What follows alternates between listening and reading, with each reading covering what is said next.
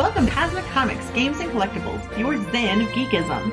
We carry comics old and new, magazines, toys, games like Pokemon, Magic, D&D. Want Godzilla, Ultraman, Star Trek, Ninja Turtles, Funko Pops? You'll find it all here. Shop our Cosmic Sound Room and pick up a record or two. Enjoy our Comic Coffee Lounge with a cup of Sasquatch coffee or a delicious menu item while geeking out over a super cool movie on our big screen. Come by and say hello to Maui. Cosmic Comic, Games and Collectibles. Superman loves us, and so will you.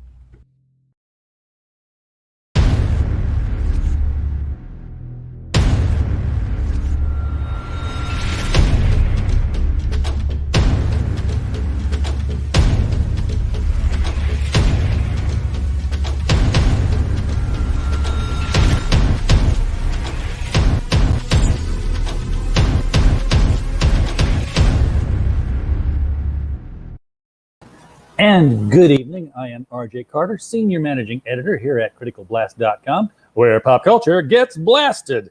And we are live once more to talk about what we always talk about. We talk about crowdfunding comics, except for, tomorrow night when it'll be open mic and Monday night when we talk about UFOs with a couple of experts. And, okay, well, a lot of the time we talk about crowdfunded comics, and tonight just happens to be one of those nights. So we're going to stick with that story. And to help us along with that, we have brought Bill Raupp on with us. Bill, how are you doing tonight? Doing great. Thanks for having me on. Glad to do it, man. So you've got a long-running series here now. I mean, this is not your first time on here. It's hardly your first rodeo in comics.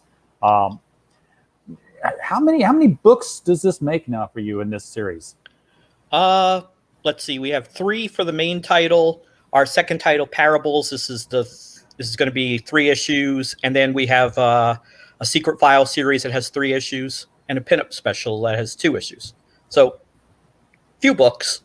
Yeah, just a few, but all happening in the same world with the same larger story. Right. And you've got an interesting kind of I don't want to say premise. I don't want to say genre. It's a gestalt of sorts, I guess, because you've got the superhero genre, but it's in a it's not even a religion. I don't like the word religion, because I'll tell you why. Because religion is man's attempt to reach God, right? And you can't build a ladder long enough. Salvation is God's attempt to reach man, and that's a whole lot easier. So, but you had this very theocratic. It's a Christian world. God exists in this world, right? And things happen according to the biblical stories and principles that are outlined, right? So I can dig both of those. You got your super characters, and you've got actual. The Bible is 100% the accurate word of God in this world. Exactly, and the characters themselves are called by God for this purpose. Not all of them are Christians, and not all of them necessarily believe what the others believe, but they're all there for the same purpose, and they've been called for a reason. They're cogs in the machine, and they exist there because God put them there, whether they believe in Him or not. Right, and they're fighting for the same cause, so they work together as a team. Now, of course, you do have characters that get their powers from the players on the other side. Yes, our villains are actually all characters who have superpowers. A lot of the heroes don't actually have powers. They're derived from technology or whatever. Very few of them have powers, but all the villains do have superpowers, and a lot of them get them from demonic sources. Okay, so when did you first get the idea to work with the Tribulation Taskforce, put that together? And because I've been around the block a while, so I've been through the Hal Lindsey era, yeah. and I've been through the the Hal Lindsey era. That was like God is coming, and by the way, it's going to be Wednesday, October 27th at 2:15 p.m. Right. And that's the era I grew up in. So my church was very much into biblical prophecy. So my pastor did a lot of teaching on it, and so I grew up in that environment. Yeah, I did too. The whole, here's the signs and look for these kind of things. Right. But at the same time, there was like in the 90s, there was a church, not like a denomination, but like a single building of people, and they were taking out billboards here in St. Louis with time and date. Right. Was it like September 23rd or something? I want to say it was, and it was like let's go with September 23rd because it was definitely in the fall, and it was September 22nd. And I'm standing outside where I worked at the time, which happened to be next to a post office. And the van drove up. And you always knew it was their van because it was like, a white van that had been plastered with scripture painted all over it. And the guy's getting out and he's going into the post office with a big old stack of bills. And it took everything I had in me not to say, "Are you sending those next day air?" Well, it doesn't matter if you're going to be gone the next day, This is true. And unfortunately, I mean, this has happened throughout history where people have set dates and it causes a lot of harm. A lot of people from that September 23rd one lost their jobs, lost their houses, accumulated like massive debt. I mean, there was a big consequence to this jerk's, mistake. Yeah. Yeah. Because if you know that things are over, what do you have to live for? Right. Settle all your scores and be done. Yeah. So that's the framework for the comic. I grew up with it. I'm fascinated with it. That's part of the Bible that I love. And so I started, taking little pieces from the Bible. There's mysteries throughout the Bible, things that are mentioned just briefly and never talked about again. So I took some of those instances and wove them into the actual comic book. Yeah, there's a verse that I'm just itching to write a novel about someday because if it doesn't say anything more about it, everything's open season on it. You can Well, and a lot of people do. They build whole quote unquote ministries talking about this stuff. Oh well, yeah, exploiting it. I would go with more of a fictional novel than the whole L. Ron Hubbard build religion route. But yeah, I mean, in Matthew, where you get that verse of the resurrection, it's like and Mary saw the stone rolled away, and the angel said blah blah this and blah, and it's like Jesus is up, Jesus is up, Jesus is up, and there's this one little phrase, and there were others that came out of the graves that day. Right. And we don't talk about that anymore. Raupp Liefeld did a comic about it. I think it was an online strip he did. It probably only lasted a couple pages because it's Raupp Liefeld, but he did a story about that. About the people who came back alive, that they were, I think he had them as zombies or some kind of craziness. Well, of course. Yeah. They'd be zombies. I've got a zombie theory too about that too. Because okay, since this is going to be the thing we talk about while we promote your comic, and we do have your comic here. We have the link in the stream below, folks. If you want to click on that and check out the book, please do. But this is sort of my jam because, again, I grew up. I was taking naps under a pew at 3 years old. And for those who want to know, what filled my head all the way up until I was 17 and moved off to college, I was a United Pentecostal.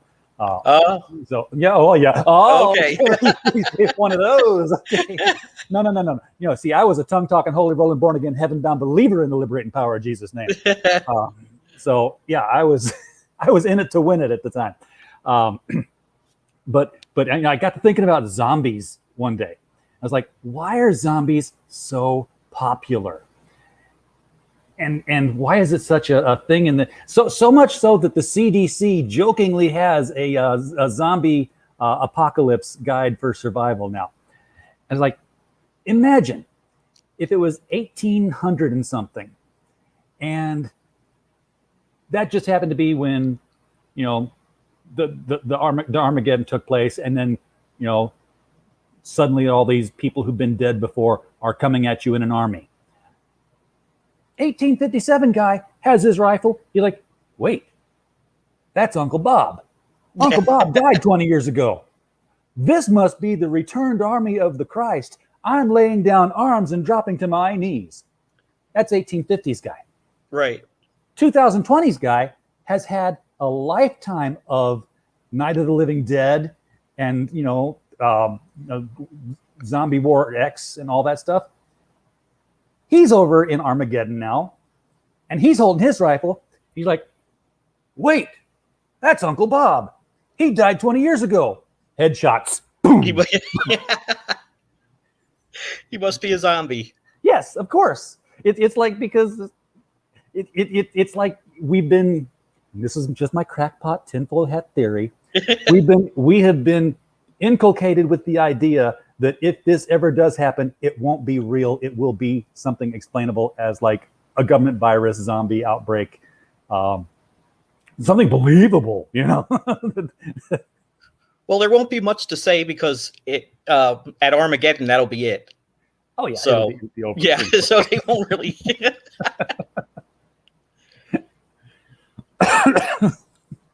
Oh, which by the way has not happened in your book. I do recall you are your story is taking place in a pre-tribulation, Yes. Pre-rapture, pre-millennial era here, where sort of like God is, you know, planning. It's soon. Obviously, the Antichrist is among you, but you know the Antichrist is like he's going to make it happen like a year and a half early, or you know, he's going to throw off the timetable. Right. And he's going to attempt to. He's going to attempt to. I don't know what he gains from that, other than the fact that there are people who might yet be saved that otherwise would not if they did not have the choice, and some of them might be important to the overall plan. And really just because God is God, and if he says this is the time, that's the time. So, but throughout history, that's the whole thing in the Bible. God sets something, you know, Satan tries to destroy it or change it, and God uses what he does and redirects it for his purposes anyway. So in this point, I haven't established why it's important that they stop him, or, you know, all that. That's kind of coming down the line. But there is a reason that he's sending this team to stop them. And there's things that are going to come out of that are going to work towards the overall plan. All right. BAP2 is in the chat. Welcome, BAP2. Always glad to see you in our chats here. Hope the world is shaping up better for you, man. I'm thinking about you all the time. Been where you're at. Bill, you've got a video here, and I've taken it to a new a new way of doing the videos that people put on their campaigns, because frame rate playing through StreamYards is horrible. If I just play it on here, so I've done the very noble thing of stealing your videos and downloading them and then uploading them to StreamYard. So let's give your video a look at, and let's see if it's not any better doing it this way. All right. Here we go. Welcome to Tribulation Taskforce Parables, Issue 0, 1, and 2. The next chapter in the Tribulation Taskforce saga. Parables tells individual and origin stories of the members of the Tribulation Taskforce, soon to be called the Remnant. The premise is that the world dictator Apollyon is on a mission to bring forth the last days before the appointed time. But the hero Raupp and the Apostle John work together to seek out the globe's greatest heroes to battle the oncoming threat. They are the Remnant. Issue 1 introduces Thief in the Night. Eli Caldwell had it all: a successful mixed martial arts career, money, and girls. But when tragedy strikes his family, he is forced to reevaluate what is important in his life. Out of the chaos, a hero is born. Issue 2 is the origin of the Tribulation Task Force leader, Raupp. He's the man who's assembled all of the heroes. He knows their intimate secrets and backgrounds, but no one knows much about him. But when his story is exposed, what will his secrets bear? And will it destroy the team? Find out in our first story. On the flip side of Parables number 2, we have the evil Jezebel. What would drive a single mom to become one of the Watcher's most evil women? Find out on the flip side of Parables number 2, with art by Carlos Rodrigo. We're also offering a limited edition chrome cover. It's a double-sided chrome cover and is limited to a strict print run of 25 copies. Beautiful artwork. You can also add on to your order Parables number 0. This contains a new Thief in the Night story, and on the flip side, a South Hawk solo story.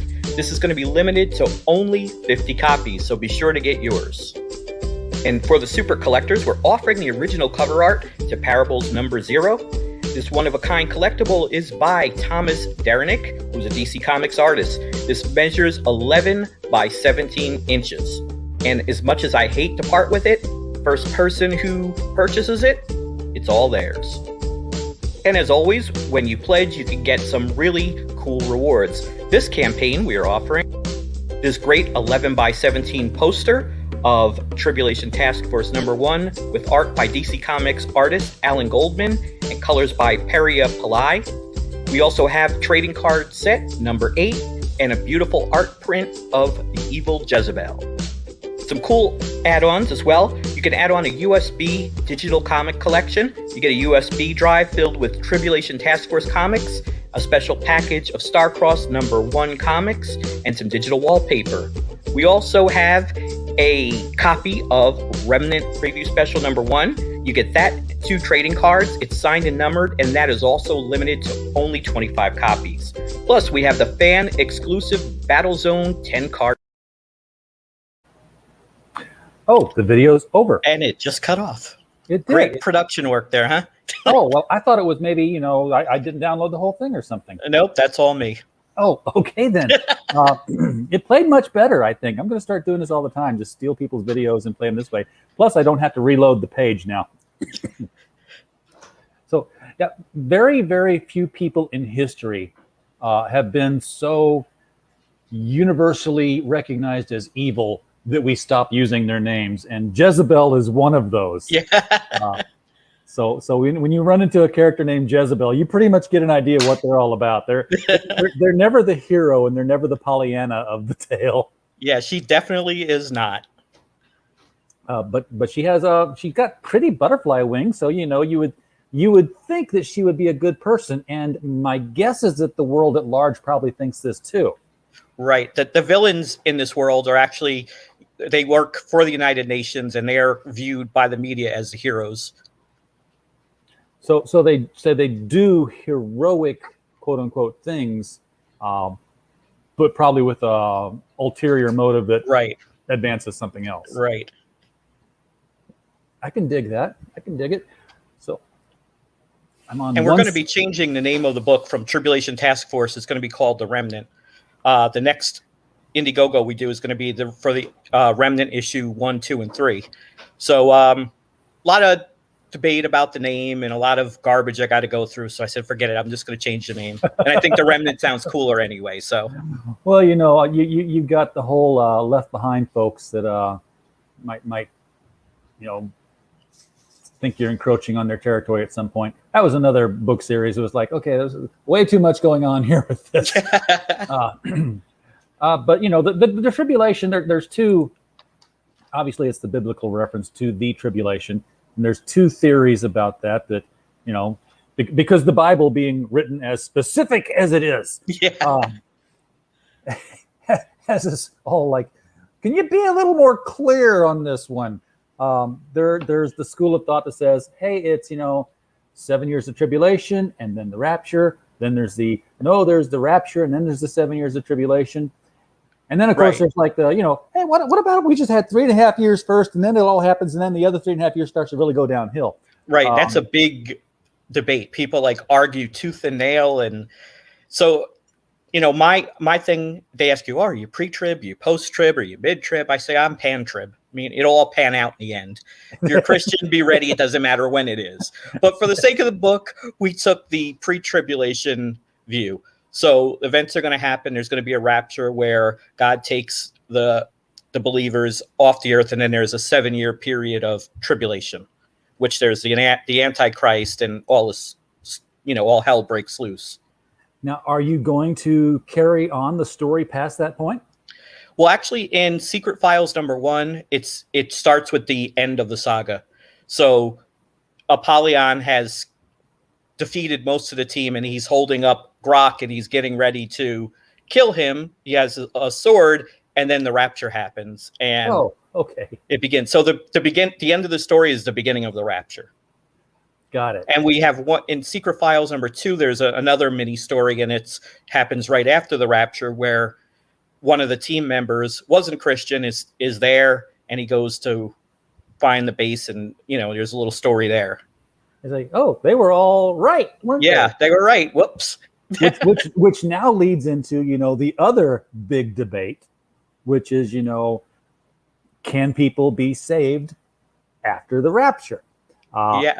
And there's the one school of thought says, yeah, no, sorry, the door to the ark is closed now, and it's time to flood. And the other is that yes, you can be, but you have to be male, Jewish, and a virgin, because that's the Well, 144,000. Right. There's going to be the 144,000 Jews that convert. They realize that, when the Antichrist comes on the scene proclaiming to be some kind of Messiah, they're going to say, oh, whoops, we screwed up. And they're going to become believers. And it's going to be the biggest revival in history because a lot of people, well, it wouldn't make sense if God put 144,000 people to evangelize, but no one could be saved. So that's a very good point. Yeah, who are they preaching to? Right. But there's a theory that if you've rejected it before the rapture, you won't have a chance again. Because it does say God gives people over to strong delusion that they might believe a lie. And so, yes, so it's one of those things where, well, just be ready, and all of that's a moot point. Well, I'm looking for superheroes to save me, I think. Yeah.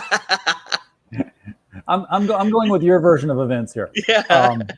So let's take a look at the tiers. You do have a digital plus tier. You got a digital basics and a digital plus. So what is the difference? As if I couldn't tell by just clicking on it and opening it up here. The basics just has issue number 2. So if you've already bought issue number 1, you could just get issue number 2 digitally. Aha. And digital plus is going to be your catch-up tier. Yeah, it'll have issue 1 and 2. Okay, so this has got the Thief in the Night story, the origin. Mm-hmm. His parents weren't killed in an alley, were they? I mean, no, they sure weren't. There's archetypes. We all read right, and it's definitely based on that. He's really like a screw up kind of Batman. He doesn't have the skills of Batman. He's a fighter. He's an MMA fighter, so he's a hothead, and and he's a character I like. So the next issue 4 and 5 of Parables are actually going to be solo stories for Thief in the Night. So got more of him coming up. It's and the interesting name on that one. Obviously, I would think that he would be a Christian taking that name. Right. Well, and the names, Thief in the Night, and I have another character called the Distant Thunder. When I was a kid, there was these end time movies. You must have seen Scared me to death. Scared the hell out of me. Yes. And that was the titles of the first 2 films. So kind of a tribute. I used those names for the characters. And it wasn't so much that the rapture happened and you watch this. It's the beheadings that take place. I'm like, what? We got to do what? And a lot, I guess given the constraints of the technology and their budget, a lot of the things you hear happening, like there's a massive earthquake and this and that, you hear it on the radio. They're listening. So, the movies are really bad. They're really cheesy, but at the time they made an impact. So I wanted to pay a little, homage to that with some of the names. Well, that's a good one. Life was filled with guns and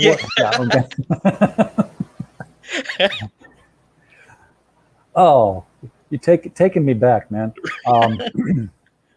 So the first physical tier you got here is Parables number 2, where you can get cover A or B.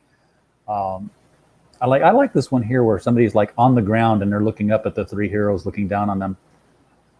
And I actually took that one out now. I replaced it with that first one on the left there with the team running forward.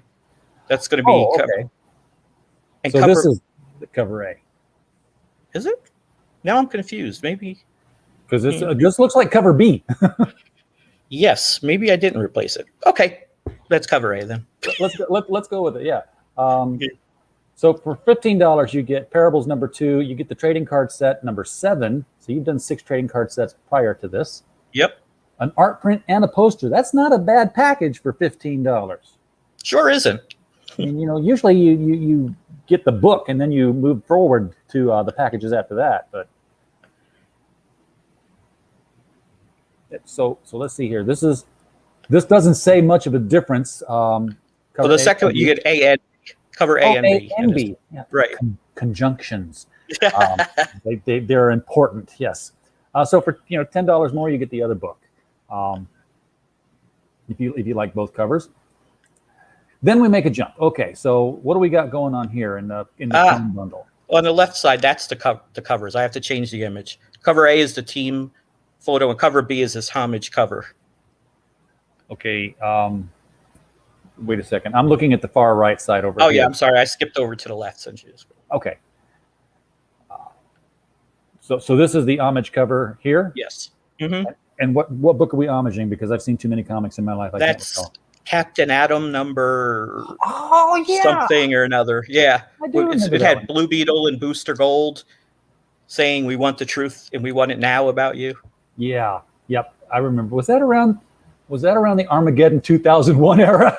I think it was a little before that. It was late 80s, but it was into his book where they find the truth comes out about who he is because he's in the Justice League playing a role and no one knows who he really is. He's there to spy on him for the government. Right. Yeah. I just thought it would have been perfect if it would have been from the Armageddon 2001. Because you remember he was supposed to be Monarch. He was supposed to be the guy that took it all over. And without an internet, we still somehow managed to leak it out to the entire world, and DC had to change it. Right. And they changed it to the worst character possible. Yeah, the one who made absolutely no sense. Right. Absolutely no sense. I wonder if they ever actually had the Captain Atom version of the book written, and it's just not been published, and it's like something that could be dragged out of the archive someday. Yeah, that would actually be really cool. There's a few of those comics that, they kind of pulped or whatever we never got to see. You know what they could have done? They could have taken that right now. Well, not right now, I guess, but a couple of months ago, and done Armageddon 2001, the Dark Multiverse version, because they were doing Dark Multiverse. Oh, yeah. And they that would have been cool. We'll just do it. Here's what it could have happened, and we don't have to pay anybody because it's already done. Yeah. DC's not too smart these days, so. Well, no one's ever accused them of being that in the last couple of years. Right, that's true. None of them are either. Comics is weird the last 5 years. Yeah, it's a depressing time to collect. And even more so the last 24 hours. Like, seriously? Wait, did something happen? Oh, this whole Warren Ellis business. Oh, right. Yeah, the I don't know what to make of that. You know what? I mean, he was a jerk. He slept with women, and they tried to sleep their way to the top. So wasn't that kind of a wash? It's did you?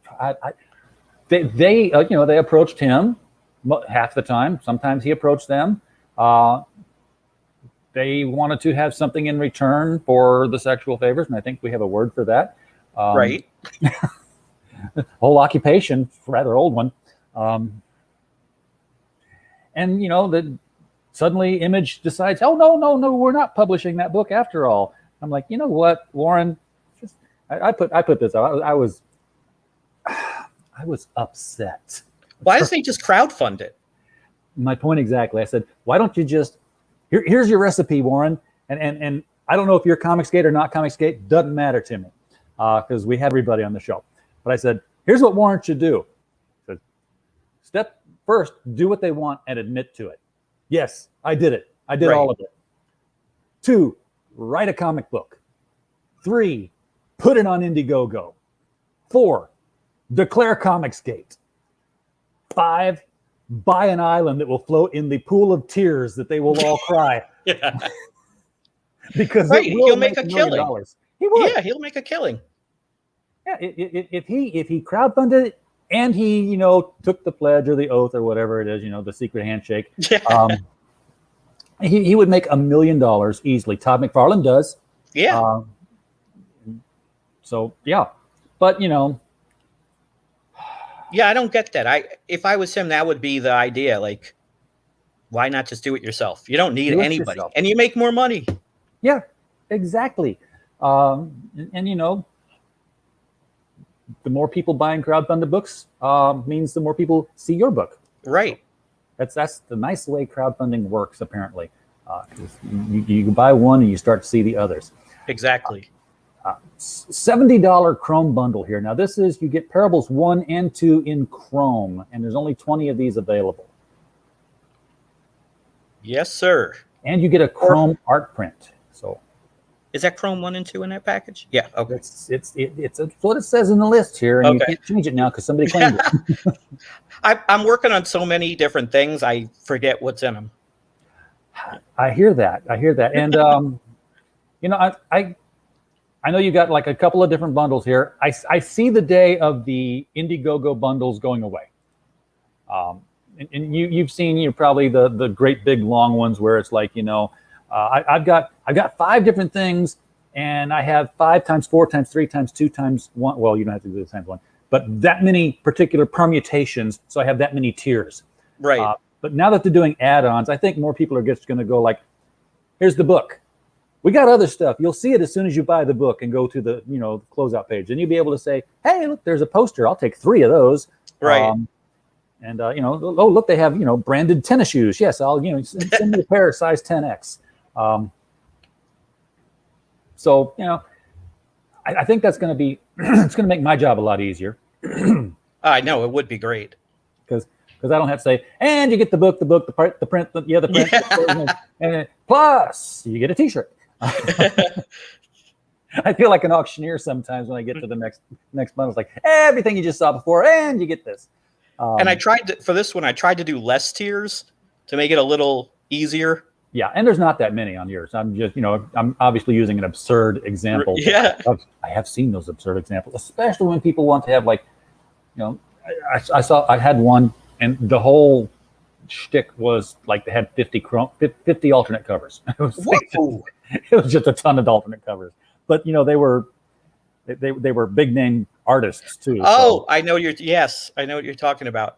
I was wondering if that was going to work out. I'm like, that's a lot of covers. Hey, they're selling them, but Yeah, it worked. Anyway, now Parables number 2 is a flip book. So since we're seeing that here now, let's explain what that means. So you got, how many total pages are there in this book, and how many of them are devoted to the main story versus the flip story? It's 24 pages. The main story, I think, is 17 pages. And then the flip side is the remainder of the pages for Jezebel. I think hers is 7 pages. Okay. I like her look. Now she's got sort of like this Madame Mask thing going on, but the whole butterfly, the flowing skirt. It's a very feminine kind of look for a super villain, but right, superhero. And she looks, she doesn't look very well. I guess the blood on her face might give away she's a villain. Well, yeah. Yeah, but other than washes that, right off for the TV appearances. She looks kind of superhero-ish. So what is her ability? Because I know that the villains of the piece definitely have demonic imbued power, or maybe they're demonically possessed and they're not themselves anymore. Anyway, but her powers, when she takes off her mask, she kind of allures guys. She draws them in. She has like kind of a pheromone, and when she takes off her mask, she they come fearful. Oh, like okay. Completely fearful, and then she kills them. Yeah. Okay. They're paralyzed with fear. Now just I kill you with something. She carrying a knife, a gun. Now she's just really heart attack. Badass. Okay. Just takes off a stiletto and just jabs it in your eye. And I haven't explored her powers totally yet, so there's not a whole lot about it mentioned in the story because I'm still kind of figuring it out. And she can fly. Now, are these physical wings, or are these more like an energy projection kind of thing? They are physical wings. They are physical wings. Okay. Mm-hmm. Well, I wouldn't want physical butterfly wings. They're kind of fragile. Yeah. I know I've caught butterflies, and I'm like, oh, look, I just rubbed all the scales off your wing. Now this, you got a limited edition Chrome one too. Now this is is this the one we just saw at the $70, $75 level? Yes. Okay. Mm-hmm. So this is for number 1 Chrome. This is number 2 Chrome. That's they're both actually number 2. It's a flip book, so 2-sided Chrome. Oh, okay. So there's another. So that would be the Parables number 2. We're seeing both covers of it here. Right. The Parables number. What happened here? Oh, I'm going forward to pay for it. Hey, here we go. Let's back it up. Thank you, Indiegogo. Okay, we're back. But Parables number 1 also comes with that as a Chrome one. Right. Okay. Reload all the pictures. Yeah. Okay. This is an interesting picture. Who did your artwork on this one? That is a guy from Brazil. His name is Giliard Goulart, I think his last name is. Getting a lot of good artists coming out of Brazil lately. Tons of great artists. They will be big. I'm really surprised that a lot of the CG and crowdfunding artists that are coming out of Brazil and South America and Argentina and Portugal even, that Marvel and DC haven't like picked the better ones and just slapped them with exclusive contracts and given them no work. Right. Well, even with the artists from the Philippines, a lot of great artists, and Marvel and DC haven't really scooped them up either. Yeah, it's kind of puzzling. Yeah, Marvel's perfectly happy with this whole, the guy who does the manuals for IKEA, he's perfect for them apparently right now. They have a guy who does IKEA manuals? Well, sure. Haven't you ever seen an IKEA manual? No. Oh, well, you know what I'm talking about, IKEA manuals, right? No. Okay, IKEA is the furniture store. Yeah, I know IKEA. And you put your furniture together and you've got a manual, and it's very much a very basic line drawing of, this goes here, and it's very squared up.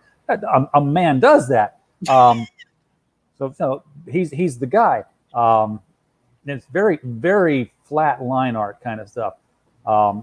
The thing I first started making fun of, them hiring the IKEA guy for stuff when we saw the Batgirl bathroom. Do you remember Batgirl in the bathroom last year? No. Okay. Talk about your book. I'm going to find Batgirl's bathroom, and we're going to share this picture.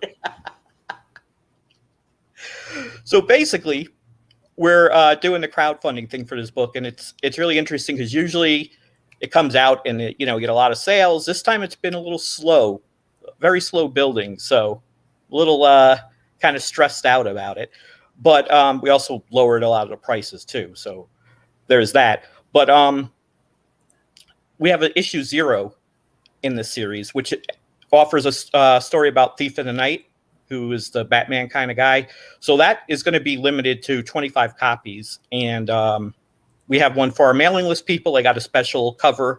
And there's this cover that's done by Tom Derenick, who is like an incredible artist. I know that name from somewhere. He's done a bunch of stuff for DC. He did the Countdown series, a lot of issues in that, That's and where I would know some it. Flash stuff. Yeah. So I've got the picture.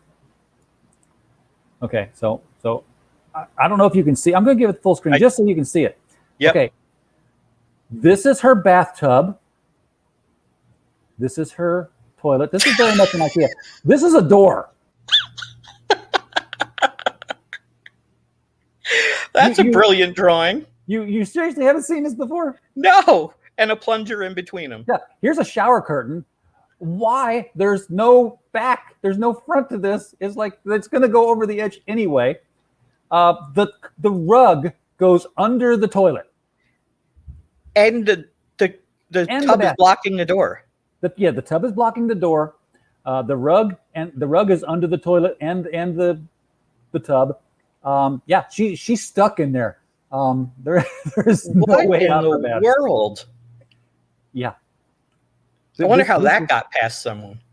It got past someone because comics at DC and Marvel haven't been edited by people who love comics for at least the last 10 years.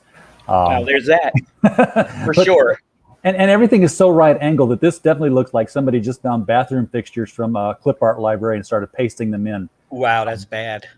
so really bad. Yeah, that's what we've had to deal with in comics. I'm glad I got to make your night showing you that. Anyway, yeah, the IKEA guy is on comics now. Oh Lord. Oh, the writing isn't much better. So no, the writing is worse. Ultimate Collector Bundle, $150. All right, so what are we getting for 150 simoleons here? A lot of stuff, but I can't see the screen to read it. You're supposed to know this one. You get Parables #1, the trading card set #7, the art print, the poster, Parables #2, cover A, cover B, and Chrome, and the Chrome art print, and Parables #0, and the T-shirt. So I haven't seen the T-shirt yet. We're going to look at the big stuff over here to the side here. So here I like this. This is just dollar, no cute name for the tier. So the digital, you got the $10 preview special 1 and 2, and then you get a USB drive with 30. Yeah. So is that like a branded USB drive? It's a USB drive with a sticker on it. Close enough. Sort of branded. Ghetto branded. Don't peel the sticker off, or then it's just you totally devalue it. Budget branded. Yeah, I thought it'd be like, because I've got a few USB drives. I used to get back in the day when Sci-Fi Channel would send out promo stuff, and including like previews of the movies they were getting ready to do, so you could get like an advanced copy. They would send out USB stuff in different formats. They had the coolest stuff for promos because it was always unique and in their design. And one of them came as a credit card. And it had a little chip that it was hinged. You flipped it out and then you plugged it inside. And I was like, I found a company that makes those, and I was like, that would be perfect branding for if you wanted to. I didn't have anything to put on it, so I had no reason to buy it. But yeah, if you were going to put like a digital comic book, you could actually have it printed on there with the cover. Turn it vertical. Right. Here's your cover. Flip it out. Slide it in. Read your book. You can delete it off there if you want, and just use it as a USB drive after that. Right. You bought it, it's yours. If I had more sales, I would do stuff like that, because I did look into that, and I was like, oh, that would really be cool. Yeah, but it would be expensive. That's the thing. It would be like the higher end digital tier. Yes, you're only getting the digital book, but you're getting it on a really cool USB. Right.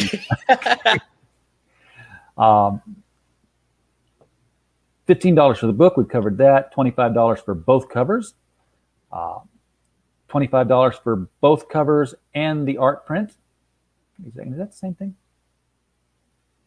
I think we reproduced ourselves. No, this is Parables number 1 and Parables number 2. So, yes, Parables number 2, both covers. Parables number 2, either or cover plus Parables number 1. So you're still getting 2 books either way. Right. But you're getting 2 unique books on this level. Interior wise, the $60 Chrome. Okay, you got a problem here, Bill. You want me to show you?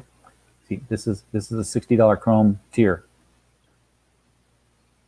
This is a $70 Chrome tier. Oh, how about that? Well, I better go fix that. That's in the business. That's what we call an oopsie. Yeah, that is. Then we got to the collector set. This is where you got that. This is this is where the booty is. Parables numbers 0, 1, and 2. Cover A and B. So that's 4 comics right there. Parables number 2 in Chrome. So that's 5 comics.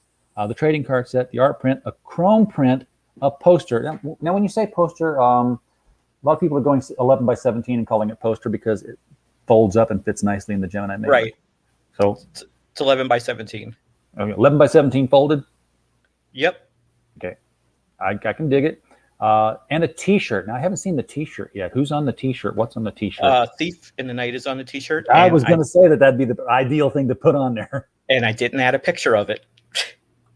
It's that picture of number 0, the cover of number 0, right there. Standing on the beak. Yeah, that's the T-shirt.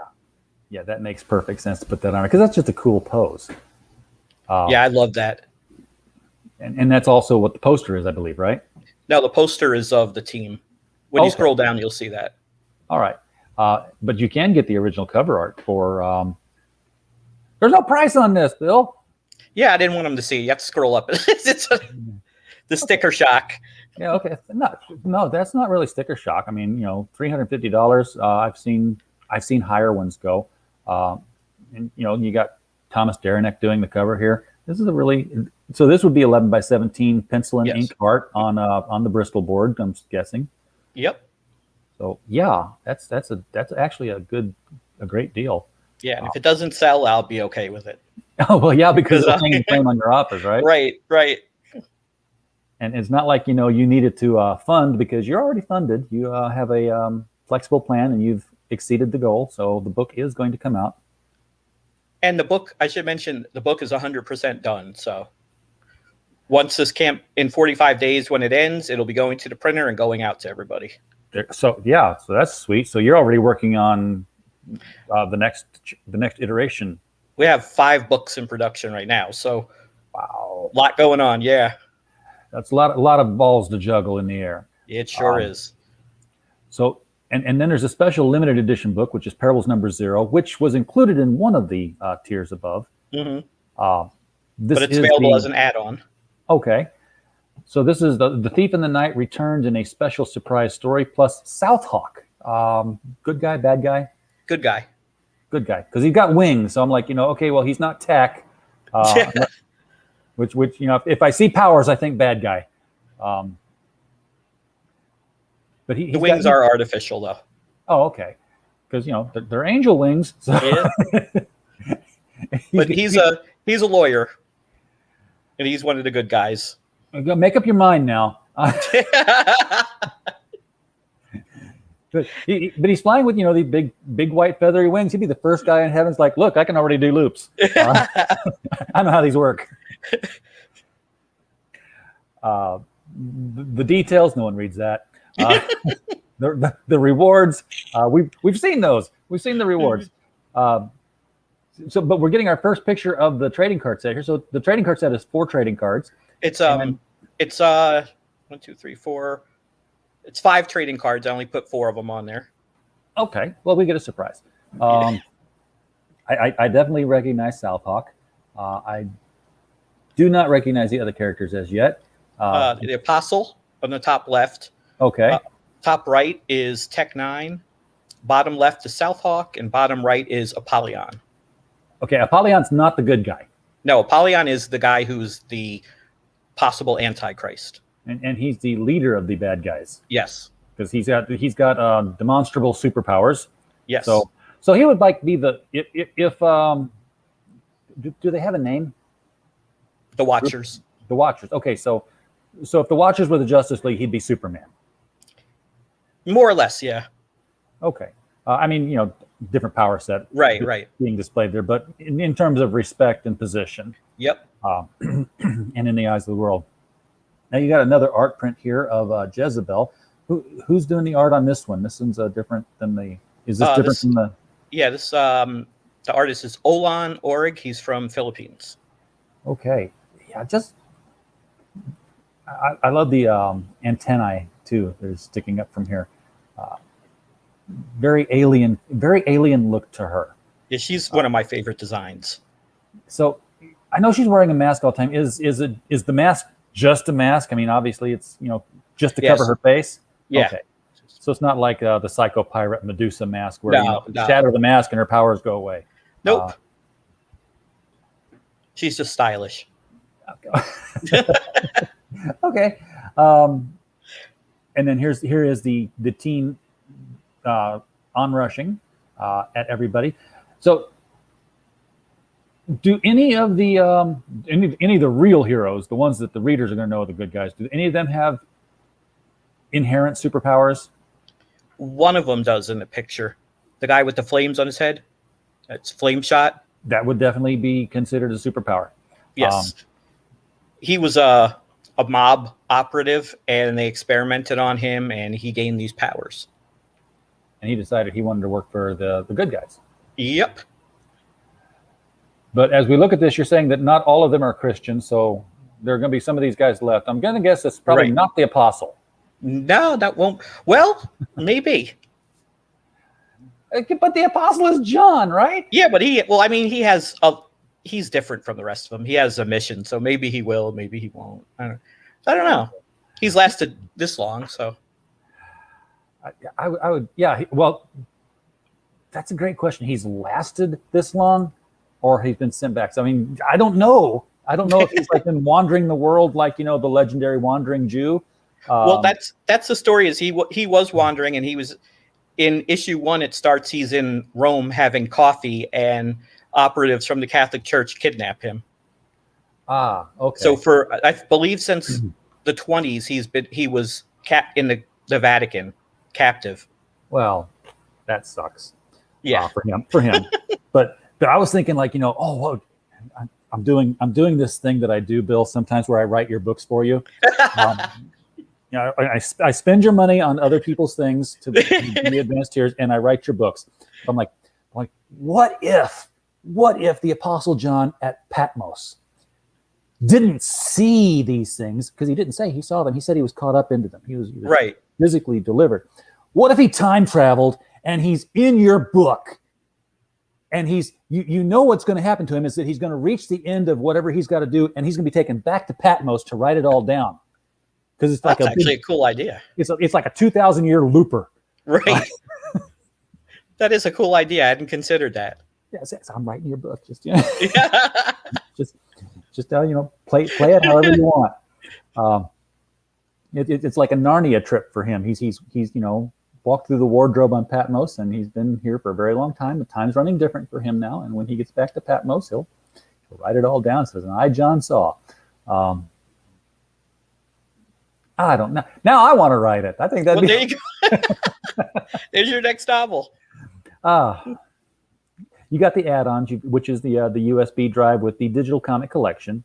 A lot of books, and nice place to store them. Preview special number 1, 2 trading cards signed and numbered. So this is what is in preview special number 1? That's a short. It's a 16-page preview of some of the next issues coming out. So like it'll have a page of the art, a page of the script, page of the art, page of the script for some of the upcoming books. 16 pages is not shabby though. I mean, so it's like the DC sampler used to be then. Yeah. And we offer these to our mailing list people. We do every quarter we do a limited edition comic that's just for the mailing list. Sweet. And there's some left over, so I threw it in here. Okay. So you got also a fan club exclusive here, which is the Battle Zone 10 card set. So is Battle Zone like a collectible card game? And no, it's just trading cards with different battles on them. Okay. And these were also our fan club exclusive. So if you're on our mailing list, every month you get a newsletter, and there's an option to get a free trading card. So if you reply to that and send us your address, we send you a free trading card. So that was last year's set. And now you have leftover, so they're going to be a little less exclusive. Yeah. But they were free before. Now you got to buy them. Oh, well, that's different. Yeah. And you've also got the Tribulation Taskforce bundle, which is, are these? This isn't 1, 2, and 3 or 0, 1, and 2. This is like 1.5 and. It's 0, 1, and 1.5. Okay, so this is the first time I've seen 1.5 mentioned anywhere. So 1.5 was the exclusive that went with Tribulation Taskforce number 1, that Indiegogo. Okay.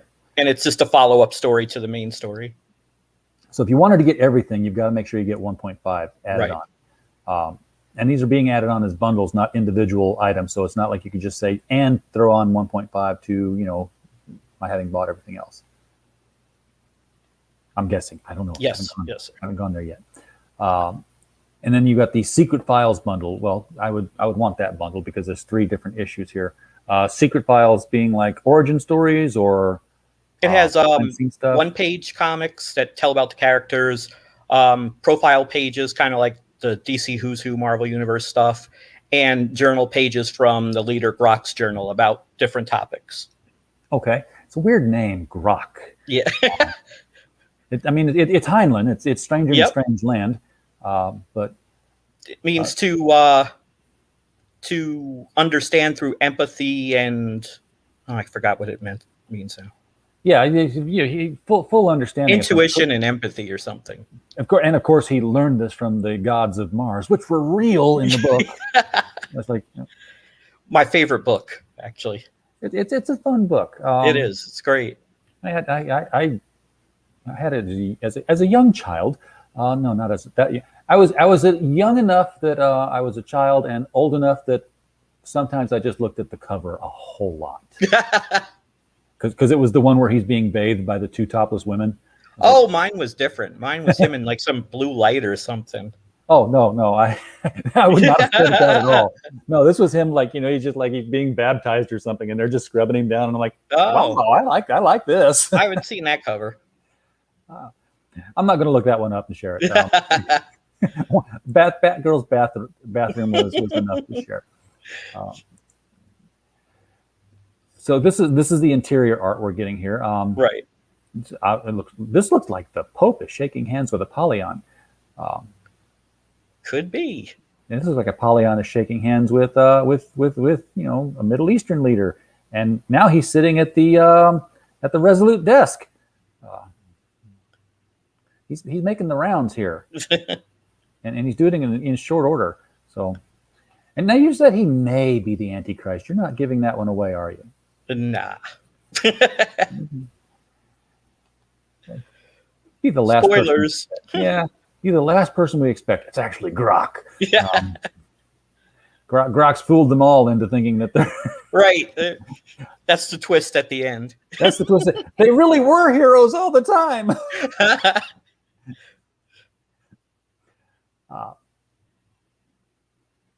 So yeah, this is some very cool artwork here. I like what I'm seeing.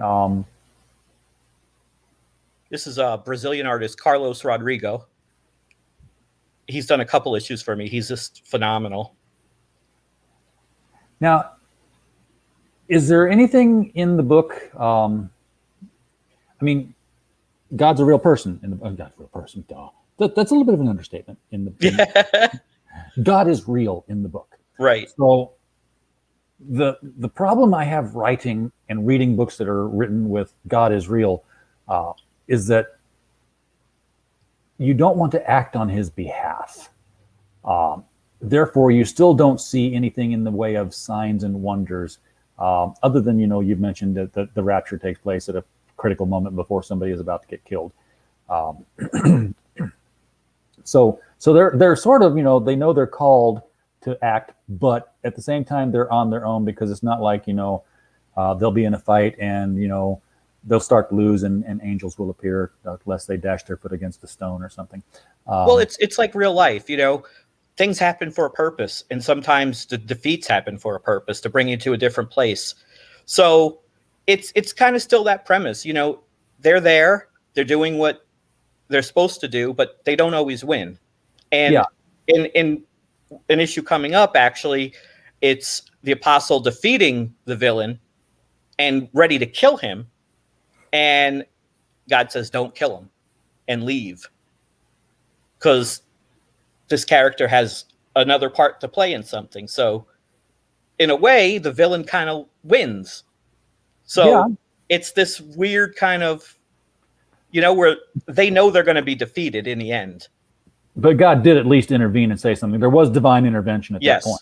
Yes. Okay, so that is something that's allowable and can occur. It is, but it occurs kind of like what the rules would be in the real world. Like Raupp will receive visions of certain things, and not a whole lot of information. Just this is what you have to do, and it plays out the way it's supposed to play out. And it's the realization that God's in control and things happen for a reason. Yeah, I'm reminded of a book series, and I want to say it was. I cannot recall the book title, the series title, but it was for young adults. It was written by Frank Peretti, and it was a teenage boy and his two teenage sisters who knew that angels were real because they met them and talked with them on a regular basis. And he's like, they're in the Sunday school class, and Joey broke his arm. Let's all pray. Broke his leg. Let's all pray for Joey that he gets better soon. And the teenage boy is like, why didn't he just get up and walk? Right. He's like, well, what are you talking about? I said, well, we prayed for him. Therefore, either we don't have enough faith, or he should just get up and walk, because he knows that for a fact. There's no faith involved with him. He knows for a fact. He's been there. He's seen it. He's watched it all happen. He's like, if you prayed and nothing happened, you don't have any faith. Right. Well, and that's in some churches today, that's really popular. Like, you shouldn't go to the doctor. If you have enough faith, you're going to be healed. Well, no, that's not what the Bible says. It's not quite the same thing. Right. Like, and I've encountered people who were supposed to have, like one lady who was supposed to have a lung transplant. And she said, no, I have faith that God's going to heal me. Well, she dropped dead, because God is not a genie, and we don't do some kind of magical spell and combination of words that makes God do what we want. There's no incantation here. Right. There's not that kind of supernatural intervention. Right. I'm reminded of the story, the guy who was on on the roof of his house, and the floodwaters were surrounding, and the boat. You've heard the story. The boat comes by and says, "Get in the boat." He's like, "No, God will deliver me." And guy's standing on his chimney, and because the waters got higher, and the boat comes back and says, "You really need to get in the boat." And he's like, "No, God will deliver me. I have faith in my Lord." And last he's standing on the chimney, the water's up to his chin. The boat comes back and says, "Get in the boat." You're like, "No, God will deliver me." Okay, and the guy drowns, and right. Heaven, he goes to God, says, "I thought you'd deliver me," and God said, "I sent the boat 3 times." It's that kind of intervention, not lights and Handel's Messiah and right, and floating out of the water mysteriously. It's exactly. It's using people to do the job. And that's what your team is doing. They're people being used to do the job. Right. And they know sometimes it's not going to work out the way they want it. But they have faith to continue on. So you've got 36 days left. Obviously, this was a 60-day campaign. 45. 45-day campaign. 45. Oh, you messed with me there. I didn't. Yeah. I'm not used to people doing these odd numbers in between here. What is the delivery date we're looking at here? If I scroll down, I know I'll see it. August. I think August. it's in that. Yeah. That's right around the corner here. So you're like you said, it's done. So you're just ready for the campaign to close up and send to the printers. Yep. And this is your 7th campaign. So. Yeah, and they've all been fulfilled and more or less on time. We've missed the dates by a month or so on a couple of them, but a month. Yeah, I know it's not the CG norm. It should be a year or so, but 8 months minimum. Yeah, you're still not late at 8 months. But we have really tried to. I mean, that's been a big deal for me to make sure the books get out on time. Well, having them done ahead of time before you start a campaign is a good way to do that. Yeah, all of them, even if the books haven't been done, they've at least been all penciled and just need to be colored or whatever. I try to make sure that a majority of the book is done, because I can't stand it when someone puts up a campaign and they haven't even started the book yet. Oh, I mean, that just boils my blood. This is the idea, and we have a sketch, but this isn't original. This isn't the final artwork. Come back to us when you're a little bit more prepared. And they make like $40,000 or $50,000. That's what kills me. Well, it's all relative too. I mean, if you haven't started writing the book yet, and you're Warren Ellis, you're going to get the money because people like. But he has written a lot of books, and we know who he is, and we know right. If you're me, and you're like, I'm thinking about writing this book, and I haven't started yet, but give me money. But people have done it on CG, made $40,000-$50,000, and it blows my mind. They must have produced something before, though.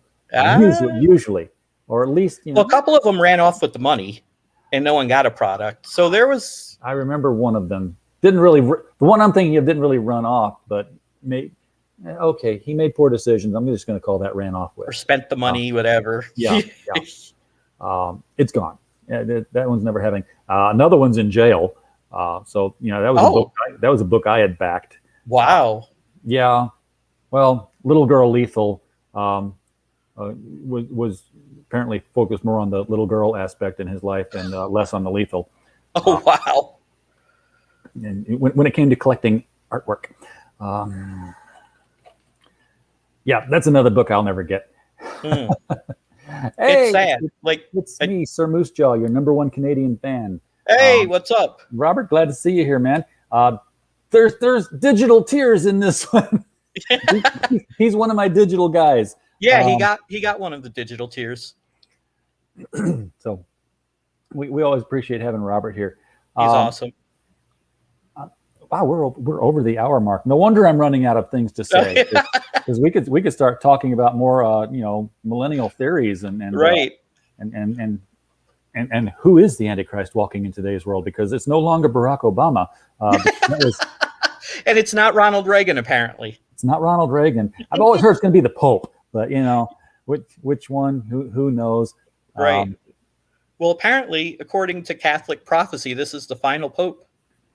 Oh, one really? who's going to betray the church. Yeah, there's something called the prophecy of the popes, where some guy, I forget his name, had a vision of all the popes in history, and it stops with the last pope, who is this guy right now, who is supposed to be a pope who betrays the Catholic Church and becomes one of the not the Antichrist, but maybe the false prophet that's with the Antichrist. Oh, well, lighten up, Francis. Yeah, and he kind of plays the role, so you never know. We won't A lot know of until we devout have them. Catholics do not like him. I wonder if that's why the guy ahead of him retired. Just said, you know what, bring it on. That was another thing. I mean, that was the first pope to ever retire. They're not supposed to retire. They're supposed to die in the position. Yeah. So there's a lot of weird stuff there. And the current pope is a Jesuit pope. Maybe he was given an offer he couldn't refuse. Maybe. Do you really want to die in office? Because we can make that happen, right? Oh, we've started a Dan Brown novel, which is another thing we could talk for an hour about. Always a good conversation here. Oh, yes. So let me ask you this. What needs to happen with this specific genre of storytelling, this end times Christian theology storytelling, to make it more marketable? Because you're doing a great job. There's great artwork here, but $635 isn't exactly setting the world on fire. Yeah, for sure. And Nick Cage, starred in a Let's Behind movie that I don't know ever saw theaters, let alone DVD. Oh, it was terrible. Yeah, I mean, for a movie about Jesus, they never mentioned the name Jesus in the whole movie. I think he says God 2 or 3 times. Wow. But he didn't say damn afterwards? No, surprisingly. Okay. And the movie only covered the first quarter of the book. It was really weird. Well, and I know that they had actually done the movies before. Yeah, they're really bad. Yeah, they're cheesy. I mean, because the thing is, when they do these books about a Christian event, it's not. It's like, as soon as it happens, it's Christian, something happened, Christian. And the audience is like, we get it. Tell us. Yeah, and that's the problem you run. Either it's really preachy and cheesy, or it's the other end of the spectrum where there's nothing in there and it takes away what makes the story the story. That's kind of the balance that I'm trying to. My comics are not preachy. That's for sure. I made a conscious effort to not have them be very Christian, typical Christian. Right. So I don't frame the books as they're Christian. They're superhero comics that have this Christian worldview, premise to them. So I think one of the things is changing the name to The Remnant. That seems to have tested a lot better. There's no cross in the title or any of that, so it doesn't give off that perception. It doesn't look like it's being published by Spire. Right. Okay. So I think the name change is definitely going to help. Robert's asking, have you ever read the book The United States and Great Britain in Prophecy? And I remember hearing, that the United States was never really, because there were questions, there was no United States when King James was, having everything translated out. Right. So people where does it fit in? If you look at Revelation, the whole purpose of Revelation is God's final dealing with the Jews. So the whole end times has nothing to do with the Gentiles. There's going to be a Britain. I'm sure the rest of the world is going to be the same. You don't hear South America mentioned in it because it's focusing on the Jews in that area.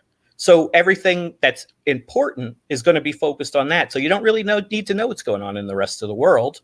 They're there doing their thing, but this is specifically about the Jews coming back to God, which is why a lot of the other stuff isn't mentioned. Even the church after chapter 3 of Revelation is not mentioned again in the book. It's all dealing with, the repercussions of the Jews not believing and bringing them back. Yeah. I think the people in the United States just want to know that we're still here.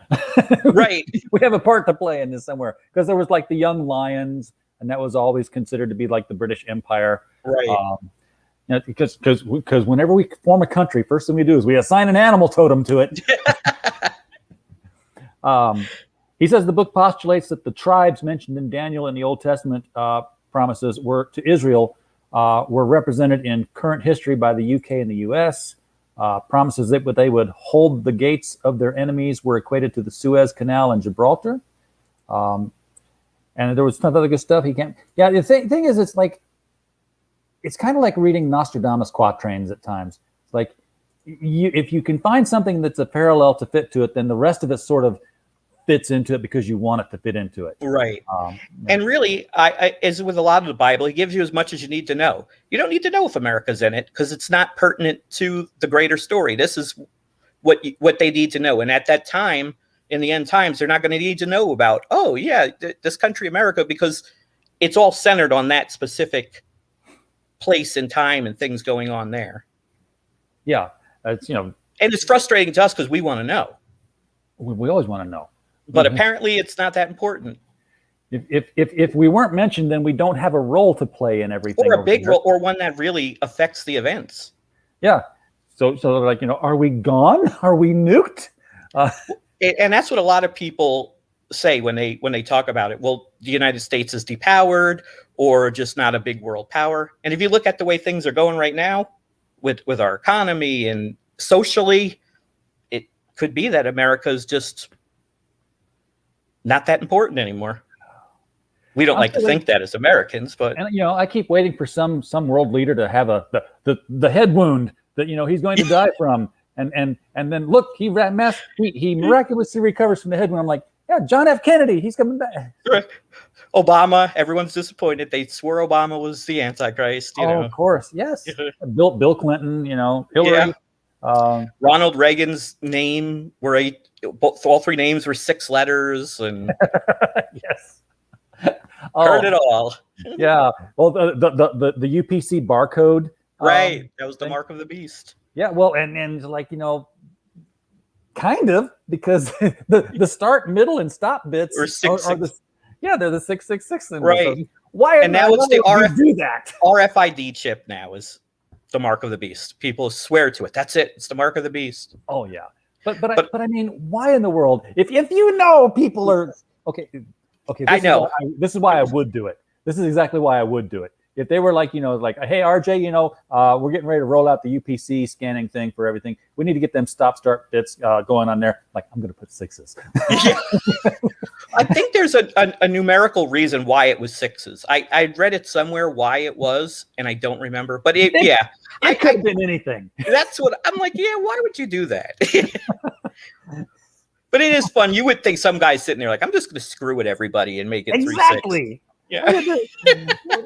It's like there's like some world conference going on right now, and it's like it's like these 3 circles going in a loop, and then there's the big circle going through it, and right before it gets to each circle, the color goes red, and half the circle goes red, so it looks like a 6 and a 6 and a 6 going around. It's like, well, why? Why would you do this? Even Google's logo is a 666. Yeah. I don't know. People are just, who knows? I try not to do a whole lot of speculating because I did a podcast for like 7 years, a Christian podcast, and I had all kinds of people and all kinds of speculation, and it just burned me out. I'm like, I can't take it anymore. Like, just because it's so unnecessary. Like, there's people who've sworn up and down that the RFID chip is the mark of the beast. I'm like, but there's no beast. There has to be a beast to have a mark. There is no Antichrist yet, so it's not the mark of the beast. It's the chip. It's the chip that's in the COVID vaccine. That too. That's going to interact with the 5G signal.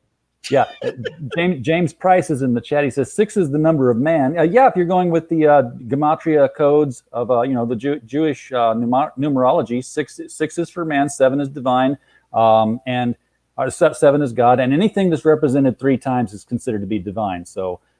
When you have 6 repeated 3 times, that's basically the equivalent of what man creating himself as a divine being, setting himself up as God, set up as God. You have this trinity of numbers. anything that happens anything repeated 3 times is, important. Well, we've got into a lot tonight. We got into It's amazing what you can talk about when you're talking about comic books. Right. Comic books can take you places. But and again, for anyone listening, like, this really is a superhero comic. I mean, it's not like we're talking about all this theological stuff because it's cool, it's fun, it's interesting, but the book is really a superhero book. I just want something to have that story in it and it actually reach a market. Yeah, that would be nice. And maybe it's not supposed to. maybe every time you're doing it, it's like God's like, no, we don't work it this way. Yeah. Here's a little bit of money.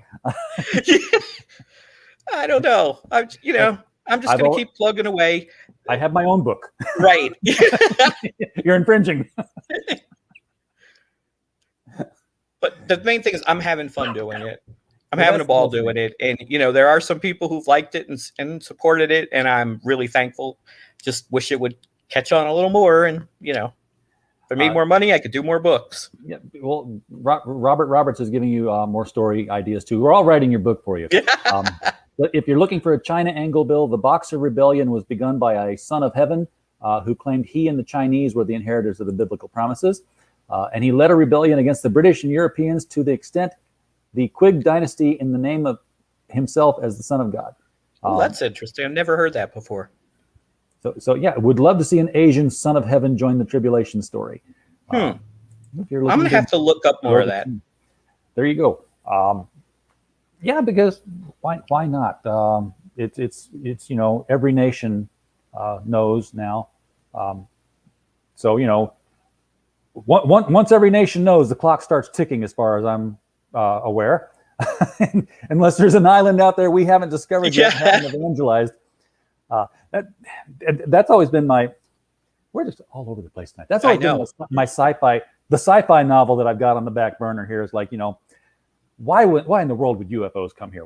If they can get here, we have absolutely nothing to give them because we don't have the tech. If they can go cross space and time and get here, we have countries in this world that have nothing to offer us. They're like we have Hollywood. Yeah. But we have these little backwater countries that have absolutely no good purpose for us, economically speaking, technologically speaking. They have nothing to trade. But we have people who go there. They're called missionaries. So I had this idea of this flying saucer landing in Central Park, and instead of asking, take me to your leader, they come out and says, "Have you accepted the word of Xenu?" and of course, if they did that, these strange colored characters that are stepping out of this ship, the likes of which we've never seen before, are telling us that this thing is a true thing. We would be all over. You know how many converts they would have overnight? Oh yeah. It would be. It's interesting because there are some Christian, I don't know, whatever you call them, researchers, speculators, who have a lot of theories on aliens.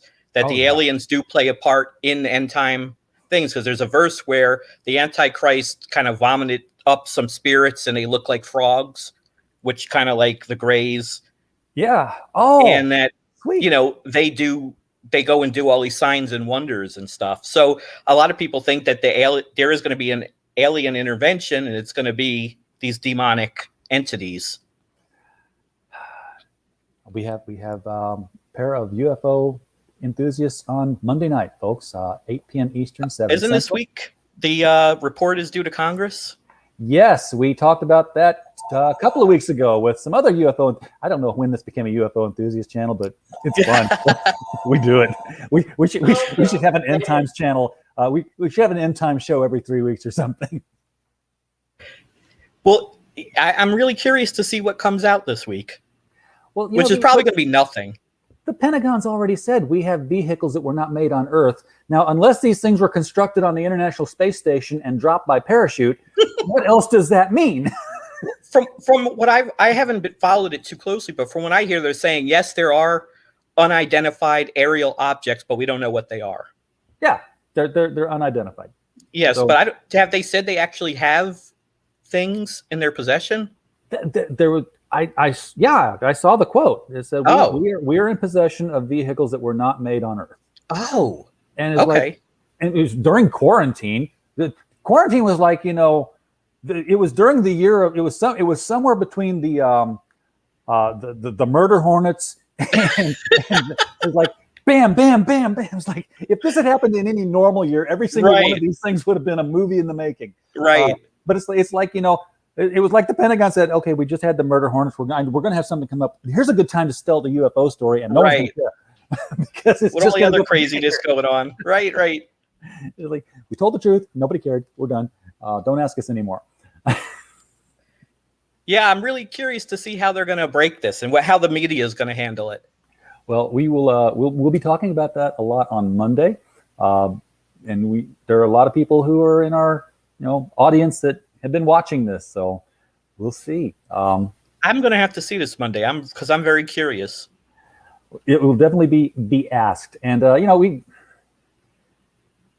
we've had people on here talking the whole religious aspect. Are aliens angels? Have they always been the aliens? Has it? And there are scriptures that people have taken, like in Ezekiel, that there's a flaming chariot that comes down, and this is the wheel Ezekiel saw, and the flaming wheel. All kinds. There's a bunch of things that people have said are some kind of alien ship or whatever. Oh yeah, the Book of Enoch is famous for a great place to go. Tons of stuff. Stuff in that one. I mean, God is even though God's supernatural, he's very rooted in logic and kind of numbers, and everything's orderly. So maybe there is some kind of technology that they use. Yeah. Why wouldn't they? Who knows how he did it? Right. And there's an awful lot of space out there, and I just don't believe he wastes it like that. To like, here's you. This is life. This is the only place. All this out here. No, we're not going to worry about that.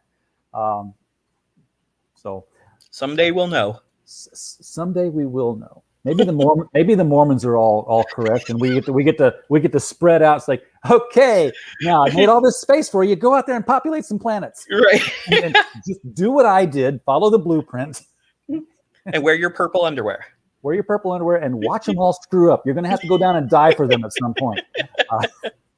So be ready for it. Oh Lord.